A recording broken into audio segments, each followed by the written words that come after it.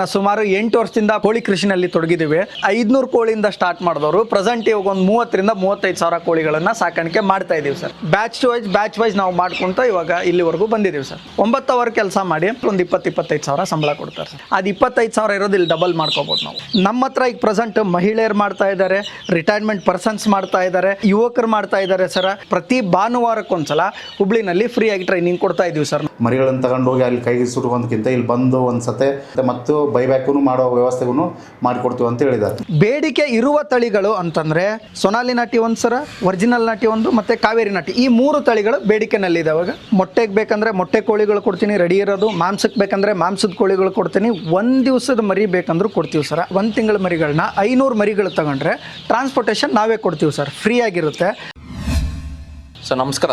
Sir ನಮಸ್ಕಾರ sir ನಿಮ್ಮ ಪರಿಚಯ ಮಾಡಿಕೊಡಿ ಸರ್. ಸರ್ ನನ್ನ ಹೆಸರು ಚನ್ನವೀರಗೌಡ ಪಾಟೀಲ್ ಅಂತ ಸರ್. ನಮ್ಮ ಫಾರಮ್ ಹೆಸರು ಬಂದುಬಿಟ್ಟು Patil poultry service and traders ಅಂತ. ನಮ್ಮ ಫಾರಮ್ ಬಂದುಬಿಟ್ಟು ತಬಕೋದನಹಳ್ಳಿ, ಕಲ್ಲಗಟ್ಗಿ, ವೀರಾಪುರ, ಬೆಳಗ್ಲಿ ಮತ್ತು ಬುಡ್ರಸಿಂಗಿ ಮತ್ತು ಅರಳಿಕಟ್ಟಿ ಇಷ್ಟು ಕಡೆ ಫಾರಮನ್ನು ನಾವು ಮಾಡ್ಕೊಂಡಿದ್ದೀವಿ ಸರ್. ಎಷ್ಟು ವರ್ಷದಿಂದ ನೀವು ಪೌಲ್ಟ್ರಿ ಫಾರ್ಮ್? ಓಕೆ, ಹಿನ್ನೆಲೆ ಹೇಳೋದಾದರೆ ಸರ್ ನಾವು ಸುಮಾರು 8 ವರ್ಷದಿಂದ ಕೋಳಿ ಕೃಷಿನಲ್ಲಿ ತೊಡಗಿದ್ದೀವಿ. ಇದಕ್ಕಿಂತ ಮುಂಚೆ ಕೇಳೋದಾದರೆ 4 ವರ್ಷ ಬೆಂಗಳೂರಲ್ಲಿ ಕೆಲಸ ಮಾಡಿದ್ದೀವಿ, 3 ವರ್ಷ ರಿಲಯನ್ಸಲ್ಲಿ ಹುಬ್ಳಿನಲ್ಲಿ ಕೆಲಸ ಮಾಡಿದ್ದೀವಿ, 1 ವರ್ಷ ಚೆನ್ನೈಯಲ್ಲಿ ಕೆಲಸ ಮಾಡಿದ್ದೀವಿ. ಸೊ ಎಲ್ಲ ಕಡೆ ಅಲ್ದಾಡಿ ಬಂದು ಕೋಳಿ ಕೃಷಿಯನ್ನು ಮಾಡ್ತಾ ಇದ್ದೀವಿ ಸರ್. ಈಗ ಪ್ರೆಸೆಂಟ್ ಮುಂಚೆ ಎಲ್ಲ ನಾವು ಸಾಕಿದ್ದು ಬರೀ 500 ಕೋಳಿಯಿಂದ ಸ್ಟಾರ್ಟ್ ಮಾಡಿದವರು ಪ್ರೆಸೆಂಟ್ ಇವಾಗ ಒಂದು 30ರಿಂದ 35 ಸಾವಿರ ಕೋಳಿಗಳನ್ನು ಸಾಕಾಣಿಕೆ ಮಾಡ್ತಾ ಇದ್ದೀವಿ ಸರ್. 7 ಫಾರಮಲ್ಲೂ ಬೇರೆ ಬೇರೆ ತಳಿಗಳಾಗಿರ್ಬೋದು, ಬೇರೆ ಬೇರೆ ಬ್ರೀಡ್ ಆಗಿರ್ಬೋದು, ಆಮೇಲೆ ಬ್ಯಾಚ್ ವೈಸ್ ನಾವು ಮಾಡ್ಕೊತ ಇವಾಗ ಇಲ್ಲಿವರೆಗೂ ಬಂದಿದ್ದೀವಿ ಸರ್. ಸೊ ಯಾಕಿದೆ ಫೀಲ್ಡ್ನ ನೀವು ಆಯ್ಕೆ ಮಾಡ್ಕೊಂಡ್ರಿ? ಯಾಕಿದೆ ಫೀಲ್ಡ್ ಆಯ್ಕೆ ಮಾಡ್ಕೊಂಡ್ರಿ ಅಂತ ಕೇಳೋದಾದರೆ ಸರ್, ಸುಮಾರು ವರ್ಷ ನಾವು ಹೊರಗಡೆ ಎಲ್ಲ ಕೆಲಸ ಮಾಡಿದ್ವಿ. 20 ಸಾವಿರಕ್ಕೂ ಮಾಡಿದ್ದೀವಿ, 25 ಸಾವಿರಕ್ಕೂ ಮಾಡಿದ್ದೀವಿ, 8 ಸಾವಿರಕ್ಕೂ ಕೆಲಸ ಮಾಡಿದ್ವಿ ಸ್ಟಾರ್ಟಿಂಗಲ್ಲಿ. ನಾವು ನೋಡೋದಾದರೆ ಈಗ ಅಲ್ಲಿ ಎಫರ್ಟ್ ನಾವು ಹೊರಗಡೆ ಕೆಲಸಕ್ಕೆ ಹೋದರೆ 9 ಅವರ್ ನಮ್ಗೆ ಕಮ್ಮಿ ಅಂತೂ ಯಾರೂ ದುಡಿಸ್ಕೊಳ್ಳಲ್ಲ. ಓಕೆ, 9 ಅವರ್ ನಾವು ಕೆಲಸ ಮಾಡಲೇಬೇಕು. 9 ಅವರ್ ಕೆಲಸ ಮಾಡಿ ನಮಗೆ ಅಮ್ಮಮ್ಮ ಅಂದರೆ ಒಂದು 20-25 ಸಾವಿರ ಸಂಬಳ ಕೊಡ್ತಾರೆ ಸರ್. ಓಕೆ, ಆ 9 ಅವರ್ನ ಬಿಡಿ, ಈ ಕೋಳಿ ಕೃಷಿನಲ್ಲಿ ಈಗ 500 ಕೋಳಿ, 1000 ಕೋಳಿ, 2000 ಕೋಳಿ ಸಾಕ್ತೀನಿ ಅನ್ನೋದಿದ್ರೆ ಬೆಳಗ್ಗೆ 1 ಅವರ್, ಸಂಜೆ 1 ಅವರ್ ಟೈಮ್ ಕೊಟ್ಟರೆ ಅದು 25 ಸಾವಿರ ಇರೋದು ಇಲ್ಲಿ ಡಬಲ್ ಮಾಡ್ಕೋಬೋದು ನಾವು. ಸೊ ಆ ಥರ ನಾವು ದುಡಿಮೆಯನ್ನು ಹುಡುಕೋಬೋದು ಕೋಳಿ ಕೃಷಿನಲ್ಲಿ. ಏನು ಬೇಡ ಸರ್, ನೀವು ಗಾಳಿ ಬೆಳಕು ಬರೋ ಥರ ಒಂದು ಶೆಡ್ ಇರಬೇಕು. ಓಕೆ, ಆಮೇಲೆ ಮಳೆ ನೀರು ಒಳಗಡೆ ಬರಬಾರ್ದು. ಈ ನಿಟ್ಟಿನಲ್ಲಿ ಒಂದು ಶೆಡ್ ಇದ್ದರೆ ಇದೇ ಥರ ಡಿಸೈನ್ ಆಗಬೇಕು, ಇದೇ ಥರ ಇರಬೇಕು ಅಂತ ಏನಿಲ್ಲ. ಸೊ ಆ ಥರ ನಿಮ್ಮ ಹತ್ರ ಜಾಗ ಇದ್ದರೆ, ಹೊರಗಡೆ ಬಿಟ್ಕೊಳ್ಳೋಕೆ ಜಾಗ ಇದ್ದರೆ ಕೋಳಿ ಕೃಷಿಯನ್ನು ಆರಾಮಾಗಿ ಸ್ಟಾರ್ಟ್ ಮಾಡ್ಬೋದು ಸರ್. ಸೊ ಈ ಕೋಳಿ ಕೃಷಿನ ಯಾರೆಲ್ಲ ಮಾಡ್ಬೋದು, ಎಷ್ಟು ಜಾಗ ಬೇಕಾಗುತ್ತೆ? ನಮ್ಮ ಹತ್ರ ಈಗ ಪ್ರೆಸೆಂಟ್ ಮಹಿಳೆಯರು ಮಾಡ್ತಾ ಇದ್ದಾರೆ, ರಿಟೈರ್ಮೆಂಟ್ ಪರ್ಸನ್ಸ್ ಮಾಡ್ತಾ ಇದ್ದಾರೆ, ಯುವಕರು ಮಾಡ್ತಾ ಇದ್ದಾರೆ ಸರ್. ಸೊ ಯಾಕೆ ಇಷ್ಟೆಲ್ಲ ಜನ ಮಾಡೋದು ಕೋಳಿ ಕೃಷಿನ ಅಂದರೆ ಇಷ್ಟೊಂದು ಈಸಿ ಇದೆ. ಯಾವಾಗ ನಾವು ಸಮಗ್ರ ಮಾಹಿತಿಯೊಂದಿಗೆ ನಾವು ಕೋಳಿ ಕೃಷಿನ ಪ್ರಾರಂಭ ಮಾಡ್ತೀವೋ ನಾವು ಆರಾಮಾಗಿ ಸಕ್ಸಸ್ ಕಾಣ್ಬೋದು. ಸುಮಾರು ಜನ ರೈತರು ಫೋನ್ ಮಾಡ್ತಾರೆ ಸರ್, ನಮಗೆ ಸರ್ ನನಗೆ ಮಾಹಿತಿ ಬೇಕು ಅಂತ. ಹೌದು, ನಾವು ಮಾಹಿತಿ ಕೊಡ್ತೀವಿ ಸರ್. ಹುಬ್ಳಿನಲ್ಲಿ ನಾವು ಫ್ರೀಯಾಗಿ ಟ್ರೈನಿಂಗ್ ಕೊಡೋ ವ್ಯವಸ್ಥೆಯನ್ನು ಕೂಡ ಮಾಡಿದ್ದೀವಿ. ಪ್ರತಿ ಭಾನುವಾರಕ್ಕೊಂದ್ಸಲ ಹುಬ್ಳಿನಲ್ಲಿ ಫ್ರೀಯಾಗಿ ಟ್ರೈನಿಂಗ್ ಕೊಡ್ತಾ ಇದ್ದೀವಿ ಸರ್. ನಾವು ಆಲ್ರೆಡಿ ಸುಮಾರು 1-1.5 ವರ್ಷ ಆಯ್ತು ಸರ್ ನಾವು ಕೊಡ್ತಾ. ಸುಮಾರು ಜನ ರೈತರು ಬರ್ತಾ ಇದ್ದಾರೆ. ಸುಮಾರು ಜನ ಫೋನಲ್ಲೇ ಸರ್ ನನಗೆಲ್ಲ ಮಾಹಿತಿ ಬೇಕಾಗಿತ್ತು, ನೀವು ಕೊಡೋಕ್ಕಾಗುತ್ತಾ ಅಂತ ಕೇಳ್ತಾ ಇದ್ದಾರೆ. ಅಂಥ ರೈತರಿಗೆ ಏನು ಹೇಳೋಕ್ಕೆ ಇಷ್ಟಪಡ್ತೀನಿ ಅಂತಂದರೆ, ನೀವು ಲಕ್ಷಾಂತರ ರೂಪಾಯಿ ಇನ್ವೆಸ್ಟ್ ಮಾಡೋಕ್ಕೆ ರೆಡಿ ಇದ್ದೀರಾ ಅಂತಂದರೆ ಒಂದು ದಿವಸ ಬಂದು ನಿಮ್ಮ ಟೈಮ್ ಕೊಡಿ. ನಾವೇನು ನಿಮ್ಮ ಹತ್ರ ಫೀಸ್ ಕೇಳ್ತಾ ಇಲ್ಲ. ಓಕೆ, ನಿಮ್ಗೆ ಫ್ರೀಯಾಗಿ ಟ್ರೈನಿಂಗ್ ಕೊಡ್ತೀವಿ. ಕೋಳಿ ಸಾಕಾಣಿಕೆ ಬಗ್ಗೆ A to Z ಮಾಹಿತಿಯನ್ನು ಕೊಡ್ತೀವಿ ನಾವು. ಸೊ ನಿಮಗೆ ಒಂದು ದಿವಸ ಟೈಮ್ ಕೊಡೋಕ್ಕಾಗಿಲ್ಲ ಅಂತಂದರೆ ನೀವು ಕೋಳಿ ಕೃಷಿ ಯಾವ ಥರ ಮಾಡ್ತೀರಾ ಅಲ್ವಾ ಸರ್? ಇವಾಗ ಅವ್ರದ್ದು ಲಕ್ಷಾನುಗಟ್ಟಲೆ ಇನ್ವೆಸ್ಟ್ಮೆಂಟ್ ಮಾಡ್ತಿರ್ತಾರೆ, ಹೋಗಿ ಎಲ್ಲೋ ಇರ್ತಾರೆ, ಲೇಬರ್ ಮೇಲೆ ಮೇಂಟೈನ್ ಮಾಡ್ತಿರ್ತಾರೆ. ಓಕೆ, ವೆಲ್, ಬಟ್ ಒಂದು ದಿವಸ ಅವ್ರಿಗೆ ಇದ್ರ ಮಾಹಿತಿ ತಿಳ್ಕೊಳಕ್ಕೆ ಟೈಮ್ ಕೊಡೋಕ್ಕಾಗಿಲ್ಲ ಅಂತಂತಂದರೆ ಕೋಳಿ ಕೃಷಿ ಯಾವ ಥರ ಮಾಡ್ತಾರೆ ಅಂತ ನಾನು ರೈತರು ಕೇಳ್ಕೊತೀನಿ. ಸೊ ನಾನು ಅದಕ್ಕೇನು ಹೇಳೋದಂದರೆ, ಒಂದು 70% ನಾಲೆಜ್ ಇದೆ ಇದ್ರ ಬಗ್ಗೆ ಅಂದರೆ 30% ನಾನು ಫೋನಲ್ಲಿ ಹೇಳ್ಬೋದು ಸರ್. ನಿಮಗೆ 100% ಫೋನಲ್ಲಿ ಹೇಳೋಕ್ಕಾಗಲ್ಲ. ಯಾಕಂದರೆ ಕನಿಷ್ಠ ಪಕ್ಷ 1-2 ಗಂಟೆನಾದರೂ ಇದಕ್ಕೆ ಟೈಮ್ ಬೇಕಾಗುತ್ತೆ ಟ್ರೈನಿಂಗ್ ಕೊಡೋಕ್ಕೆ.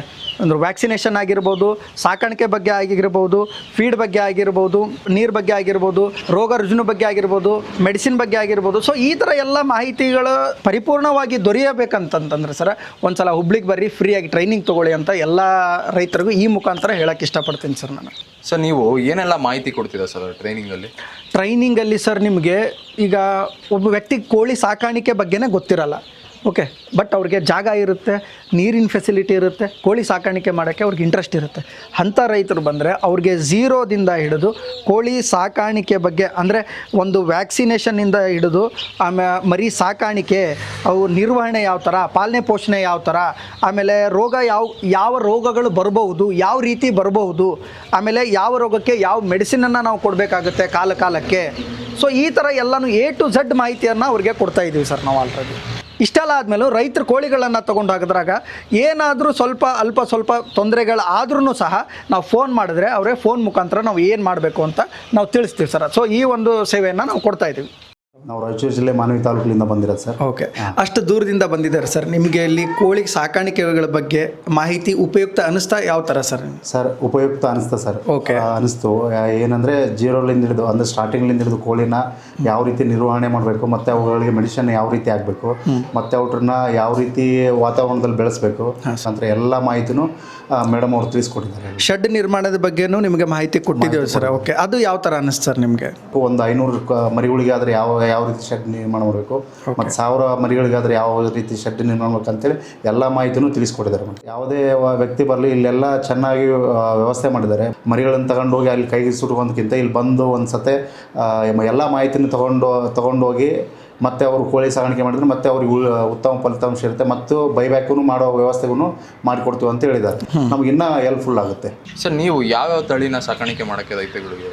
ಪ್ರೆಸೆಂಟ್ ನಮ್ಮ ಹತ್ರ ಕಾವೇರಿ ಇದೆ, ಒರಿಜಿನಲ್ ನಾಟಿ ಇದೆ, ಸೋನಾಲಿ ಇದೆ, ಆಮೇಲೆ ಕಡಕ್ನಾಥ್, DP ಕ್ರಾಸು, ಸ್ವರ್ಣಧಾರ, ಸೊ ಮುಂತಾದ ತಳಿಗಳಿದ್ದಾವೆ. ಬಟ್ ಬೇಡಿಕೆ ಇರುವ ತಳಿಗಳು ಅಂತಂದರೆ ಸೊನಾಲಿ ನಾಟಿ ಒಂದು ಸರ, ಒರಿಜಿನಲ್ ನಾಟಿ ಒಂದು, ಮತ್ತು ಕಾವೇರಿ ನಾಟಿ, ಈ 3 ತಳಿಗಳು ಬೇಡಿಕೆನಲ್ಲಿದ್ದಾವಾಗ ಮಾರ್ಕೆಟಲ್ಲಿದೆ.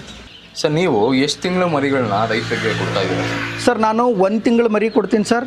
ಮೊಟ್ಟೆಗೆ ಬೇಕಂದರೆ ಮೊಟ್ಟೆ ಕೋಳಿಗಳು ಕೊಡ್ತೀನಿ ರೆಡಿ ಇರೋದು, ಮಾಂಸಕ್ಕೆ ಬೇಕಂದರೆ ಮಾಂಸದ ಕೋಳಿಗಳು ಕೊಡ್ತೀನಿ, 1 ದಿವಸದ ಮರಿ ಬೇಕಂದ್ರೂ ಕೊಡ್ತೀವಿ ಸರ್. ಆದರೆ ರೈತರಿಗೆ 100% ಅದ್ರ ಬಗ್ಗೆ ಸಾಕಾಣಿಕೆ ಬಗ್ಗೆ ಆಗಿರ್ಬೋದು, ವ್ಯಾಕ್ಸಿನೇಷನ್ ಬಗ್ಗೆ ಆಗಿರ್ಬೋದು ಮಾಹಿತಿ ಇದ್ದಾಗ ಮಾತ್ರ 1 ದಿವಸದ ಮರಿ ಕೊಡ್ತೀವಿ. ಯಾಕೆ 1 ದಿವಸದ ಮರಿನ ನಾವು ಜಾಸ್ತಿ ಅವ್ರಿಗೆ ಸಜೆಸ್ಟ್ ಮಾಡಲ್ಲ ಅಂತಂದರೆ, ಸ್ಟಾರ್ಟಿಂಗ್ ನೀವು ಎಷ್ಟೇ ಎಕ್ಸ್ಪೀರಿಯನ್ಸ್ ತೊಗೊಂಡು ಹೋದ್ರೂ ಸರ 1 ದಿವಸದ ಮರಿನ ತುಂಬ ಜೋಪಾನವಾಗಿ ನೋಡ್ಕೋಬೇಕಾಗುತ್ತೆ. ಸೊ ಅದು ಟಾಸ್ಕ್ ಆಗೋದ್ರಿಂದ ನಾವು ಫಾರ್ ಎಕ್ಸಾಂಪಲ್ ಒಂದು 10 ಜನ ರೈತರಿಗೆ 1 ದಿವಸದ ಮರಿ ಕೊಟ್ಟಾಗ ಬರೀ 4-5 ಜನ ವಾಪಸ್ ಬಂದಿದ್ದಾರೆ ಸರ್. 5 ಜನ ಅಲ್ಲಿ ಫೇಲ್ಯೂರ್ ಆಗಿದ್ದಾರೆ. ಸೊ 1 ತಿಂಗಳ ಮರಿಗಳಲ್ಲಾದರೆ ವ್ಯಾಕ್ಸಿನೇಷನ್ ಕಂಪ್ಲೀಟ್ ಮಾಡಿ, ಬ್ರೂಡಿಂಗ್ ಕಂಪ್ಲೀಟ್ ಮಾಡಿ ನಾವು ಡೆಲಿವರಿ ಕೊಟ್ಟಿರ್ತೀವಿ ಸರ್. ಸೊ ಹೀಗಾಗಿ ಪ್ರಾಬ್ಲಮ್ ಇದರಲ್ಲಿ ಕಡಿಮೆ ಅಂತ ಹೇಳ್ಬೋದು ಸರ್. ಇದು ನೋಡ್ತಾ ಇದ್ದೀರಲ್ಲ, ಇದು ಸೊನಾಲಿ ನಾಟಿ ನೋಡಿ ಸರ್. ಇದು 1 ತಿಂಗಳ ಮರಿ. ಇದು ಯಾವ ಥರ ಆ್ಯಕ್ಟಿವ್ ಆಗಿದೆ ನೋಡಿ ಸರ್.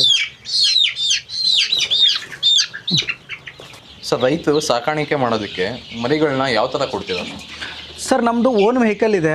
ಮಿನಿಮಮ್ 1 ತಿಂಗಳ ಮರಿಗಳನ್ನ ಯಾವುದೇ ಬ್ರೀಡ್ ತೊಗೊಳ್ಳಿ, 1 ತಿಂಗಳ ಮರಿಗಳನ್ನ 500 ಮರಿಗಳು ತೊಗೊಂಡ್ರೆ ಟ್ರಾನ್ಸ್ಪೋರ್ಟೇಷನ್ ನಾವೇ ಕೊಡ್ತೀವಿ ಸರ್, ಫ್ರೀ ಆಗಿರುತ್ತೆ. ಸೊ ಇನ್ ಕೇಸ್ ಟ್ರಾನ್ಸ್ಪೋರ್ಟೇಷನಲ್ಲಿ 1 or 2% ಏನು ಡ್ಯಾಮೇಜ್ ಇದ್ರೂ ಅದು ನಮಗೆ ಸಂಬಂಧ ಇರುತ್ತೆ. So end of the day ಈಗ 500 ಮರಿಗಳನ್ನ ರೈತರು ಬುಕ್ ಮಾಡಿದ್ದಾರೆ ಅಂದರೆ 500 ಮರಿಗಳು ತಲುಪಿಸೋ ಜವಾಬ್ದಾರಿ ನಮ್ದಿರ್ತೈತೆ ಸರ್, ಒಂದನೇದ್ದು. ಆಮೇಲೆ 1 ದಿವಸದ ಮರಿಗಳ ವಿಚಾರಕ್ಕೆ ಬಂದರೆ 1000 ಮೇಲ್ಗಡೆ ಮರಿ ತೊಗೊಂಡ್ರೆ 1 ದಿವಸದ ಮರಿಗಳನ್ನ ನಾವು ಡೆಲಿವರಿನ ಫ್ರೀಯಾಗಿ ಕೊಡ್ತೀವಿ. ಏನು ಸರ್ ನೀವು ಬರೀ 500-1000 ಮರಿಗಳನ್ನ ಅಷ್ಟೇ ಕೊಡೋದಂತ ಕೇಳಬೇಡಿ. ನೀವು ನಮ್ಮ ಜಾಗಕ್ಕೆ ಅಂದರೆ ನಮ್ಮ ಫಾರ್ಮಿಗೆ ಬಂದರೆ ನೀವು 100 ಮರಿ ಮೇಲ್ಗಡೆ ಎಷ್ಟಾದರೂ ಮರಿಗಳನ್ನ ತೊಗೊಂಡು ಹೋಗ್ಬೋದು. ಇವಾಗ ಟ್ರೈನ್ ಕೆಲವೊಂದಿಷ್ಟು ಕಡೆ ವ್ಯವಸ್ಥೆ ಇದೆ, ಅಂದರೆ ಪಾರ್ಸಲ್ ಆಫೀಸ್ಗಳಿದ್ದಾವೆ. ಸೊ ಟ್ರೈನ್ ಫೆಸಿಲಿಟಿ ಇದ್ದರೆ ನಾವು 300 ಮರಿಗಳನ್ನ ಸಹ ಟ್ರೈನ್ಗೆ ಹಾಕುವಂಥ ವ್ಯವಸ್ಥೆಯನ್ನು ಮಾಡಿಕೊಡ್ತಾ ಇದ್ದೀವಿ ಸರ್, ರೈತರಿಗೆ ಒದಗಿಸ್ಕೊಡ್ತಾ ಇದ್ದೀವಿ. ಈ ಮುಖಾಂತರ ಟ್ರಾನ್ಸ್ಪೋರ್ಟೇಷನ್ನು ನಮ್ಮದೇ ಇದೆ. ಸೊ 500 ಕೋಳಿಗಳ ಮೇಲೆ ನೀವು ಎಷ್ಟಾದರೂ ಕೋಳಿಗಳನ್ನ ತೊಗೊಳ್ರಿ, ಟ್ರಾನ್ಸ್ಪೋರ್ಟೇಷನ್ನ ಒದಗಿಸ್ಕೊಡ್ತೀವಿ. ಒಂದೇದು. ಈ ದೊಡ್ಡ ಕೋಳಿಗಳ ವಿಚಾರಕ್ಕೆ ಬಂದರೆ 200 ಕೋಳಿಗಳ ಮೇಲೆ ನೀವು ಕೋಳಿಗಳನ್ನ ತೊಗೊಂಡ್ರೆ ಟ್ರಾನ್ಸ್ಪೋರ್ಟೇಷನ್ ನಮ್ಮದೇ ಒದಗಿಸ್ಕೊಡ್ತೀವಿ ಸರ್. ಸರ್ ನೀವು ಹೇಳಿದ್ರಿ ನಿಮ್ಮದು 7 ಫಾರ್ಮ್ ಇದೆ ಅಂತ. ಓಕೆ. ಯಾವ ಥರ ಮೇಂಟೆನೆನ್ಸ್ ಮಾಡ್ತಾ ಇದ್ದೀರಿ? 7 ಫಾರ್ಮ್ ಮಾಡಿದ ಉದ್ದೇಶ ಏನಂದರೆ ಸರ್, ಕ್ವಾಲಿಟಿ ಕೊಡೋದಕ್ಕೆ. ಅಂದರೆ ಫಾರ್ ಎಕ್ಸಾಂಪಲ್ ಇವಾಗ ಇಲ್ಲಿ ಹಿಂದೆ ನೋಡ್ತಿರ್ಬೋದು ನೀವು, ಇಲ್ಲೆಲ್ಲ ಖಾಲಿ ಇದೆ ನನ್ನ ಫಾರ್ಮ್. ಓಕೆ, ಇನ್ನೊಂದು ಬ್ಯಾಚ್ನೂ ನಾನು ಅಲ್ಲೇ ಬಿಟ್ಕೋಬೋದಿತ್ತು, ಬಟ್ ನಾವು ಬಿಟ್ಕೊಂಡಿಲ್ಲ. ಯಾಕಂತಂತಂದರೆ ಯಾವ ಏಜಿನ ಮರಿಗಳಿಗೆ, ಫಾರ್ ಎಕ್ಸಾಂಪಲ್ ಇವತ್ತು 1 ದಿವಸದ ಕೋಳಿ ಮರಿಗಳನ್ನ ನಾವು ಬ್ರೂಡಿಂಗ್ ಮಾಡ್ತಾ ಇದ್ದೀವಿ ಅಂತಂತಂದರೆ, ಸೊ ಇದಕ್ಕೆ ತಿರ್ಗಾ ನಾವು 45 ದಿವಸ ಆದಮೇಲೆ ಮರಿಗಳನ್ನ ಬಿಡೋದು. ಸೊ ಈ ಥರನಾಗಿ ನಾವು 7 ಫಾರ್ಮ್ಗಳನ್ನ ಮಾಡಿಕೊಂಡು, ಬೇರೆ ಕೆಲಸದವ್ರಂತ ಯಾರೂ ಇಲ್ಲ ಸರ್ ನಮ್ಮ ಹತ್ರ. ಅಂದರೆ ನಮ್ಮ ತಮ್ಮಂದಿರಿದ್ದಾರೆ, ನಮ್ಮ ಅಣ್ಣಂದಿರಿದ್ದಾರೆ, ನಮ್ಮ ಫ್ರೆಂಡ್ ಇದ್ದಾನೆ. ಸೊ ಸೂಪರ್ವೈಸರನ್ನಾಗಿ ನಾವು ಫ್ರೆಂಡ್ನ ನಾವು ಗಣೇಶನವ್ರನ್ನ ನೇಮಕ ಮಾಡಿದ್ದೀವಿ.